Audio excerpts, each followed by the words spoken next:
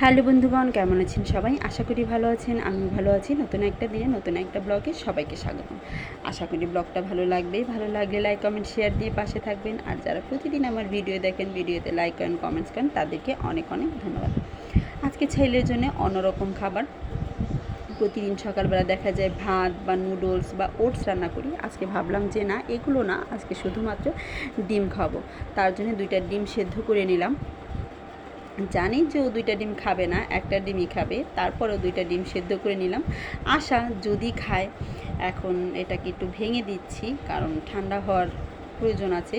আর ওকে এত গরম তো খাওয়ানো যাবে না, আর যদি না ভাঙা হয় তাহলে দেখা যাবে যে ঠান্ডাটা খুব দেরি হয়ে যাবে। ভেঙে আমি এখন আস্তে আস্তে করে অল্প একটু একটু করে নিয়ে ওকে খাওয়াবো। খাওয়াতে যে কত সময় লাগবে সেটা আমি বলতে পারছি না। যাই হোক, ওকে খাওয়ানো দাওয়ানো শেষ হয়ে গেছে। এখন আমি চলে আসলাম আমার খাবার দাবার তৈরি করার জন্য। তৈরি তো হয়ে গেছে, এখন খাওয়া দাওয়া করবো আর কি। ওকে খাওয়ানো অলরেডি শেষ। আর অনেকক্ষণ ভরে, প্রায় 1 ঘন্টা ভরে আমি একটা ডিম খাওয়াতে পেরেছি, আর আরেকটা ডিম আমি খাওয়াতে পারিনি।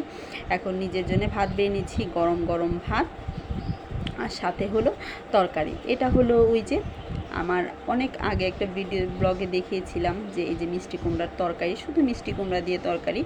সেই মিষ্টি কুমড়ার তরকারিটা মা রান্না করেছে, সেটা দিয়ে আজকে আমাদের সকালে খাবার দাবার। আর সাথে ছিল ঢ্যাঁড়স ভর্তা। এই 2টা জিনিস দিয়ে খাওয়া দাওয়া করে নিলাম।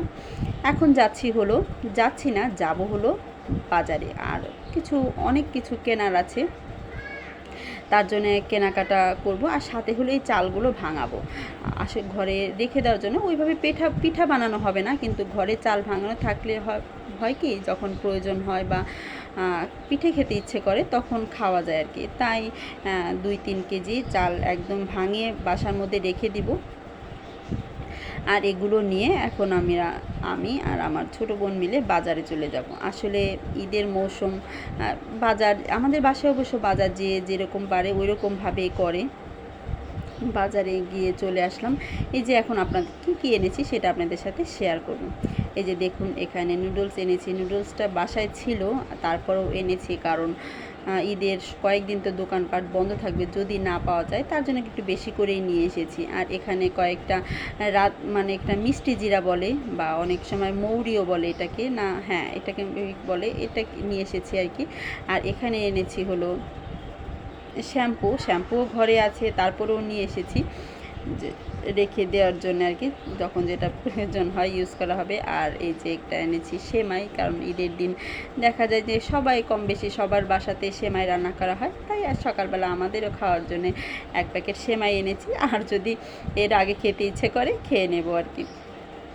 তারপরে এনেছি হলো এখানে সাবান, গায়ে মাখা সাবানও এনেছি, আবার কাপড় দেওয়ার জন্য 2টা সাবান এনেছি।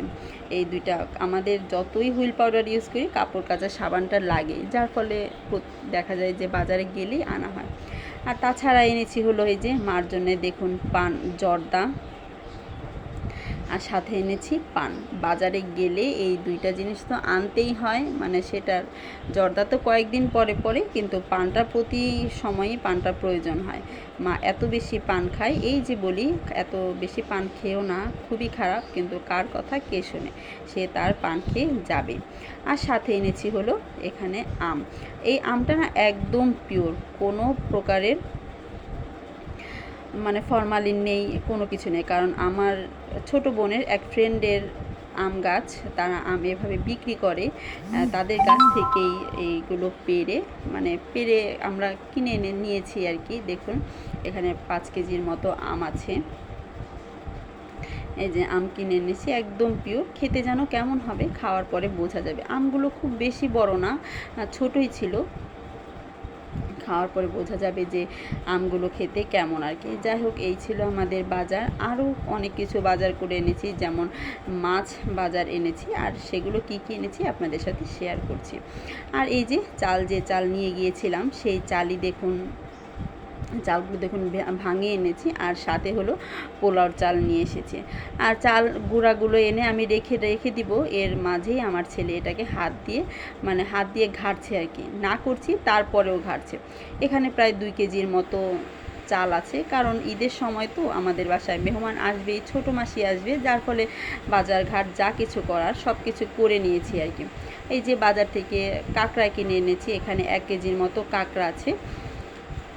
বাজারে গেলে এখন দেখা যায় কি কাঁকড়াটা আনাই হয়, আমাদের বাসায় এখন দেখা যায় বেশ মানে ফ্রিজে কাঁকড়া থাকেই, কাঁকড়া শেষ হয়ে গেলে আবার কিনে আনি, এভাবে কাঁকড়া থাকেই ঘরের মধ্যে। কাঁকড়াটা খেতে আমরা সবাই পছন্দ করি আর কি। আর এই যে এনেছি হলো 1/2 কেজি চিংড়ি মাছ, এই যে গলদা বাগদা সেটা আমি বলতে পারছি না, তবে 1/2 কেজি এনেছি। বড় হওয়ার কারণে চিংড়িগুলোর দাম কিন্তু বেশ ছিল, 1000 টাকা কেজি চেয়েছিল, কিন্তু পরবর্তীতে 900 টাকা কেজি চিংড়ি মাছ এগুলো এনেছি 1/2 কেজি আর কি।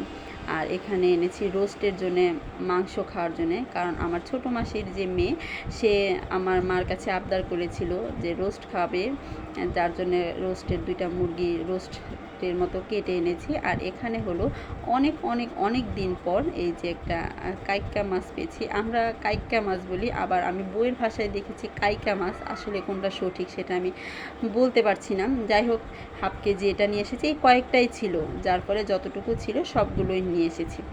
এই যে তারপরে কি মাছগুলো কেটে নিচ্ছে, আর আমার ছোট বোন এই মাছগুলো ধুয়ে নিচ্ছে। আর কাইক্কা মাছ তো ধুতে খুব বেশি কষ্ট নাই, কারণ সামুদ্রিক মাছ, এটার আঁশও কম, তারপরে দেখা যায় ময়লাও কম থাকে।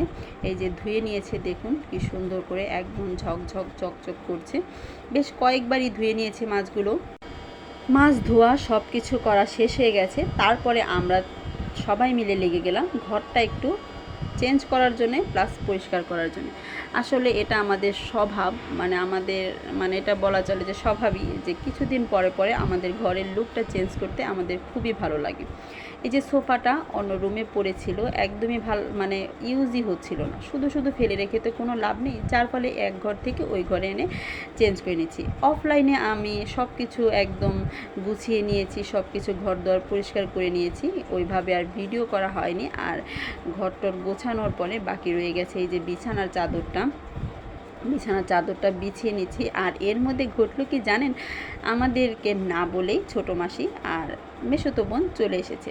ওরা ঈদের সময় আসবে সে কথা জানতাম, যে না তারা আসবে, কিন্তু আজকেই যে আসবে সেটা আমরা জানতাম না, সেটা না বলেই চলে এসেছে। আর আসার পরে যখন আমরা ঘর দুয়ার পরিষ্কার মানে অপরিষ্কার, মাসি এসে দেখলো, তখন মাসি, আমার মেসোতো বোন অবন্তী সবাই লেগে গেল।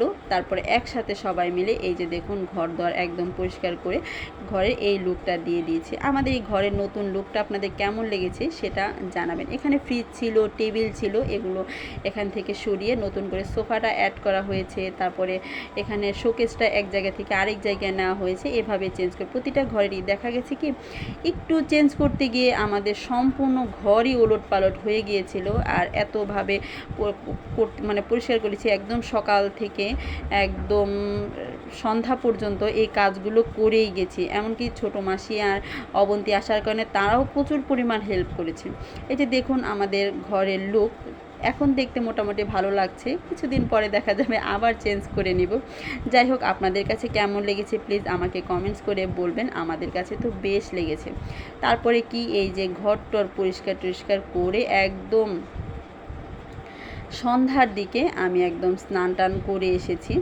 আর আমি স্নান করতে গিয়েছিলাম, আমার ছোটো বোনের দিকে ঘরটর মুছে নিয়েছিল। এই ছিল আমাদের আজকে সারা দিনের কাজ। এর বাইরে তো আরও অনেক কাজ করে নিয়েছি, সেটা ভিডিও করে দেখানো হয়নি।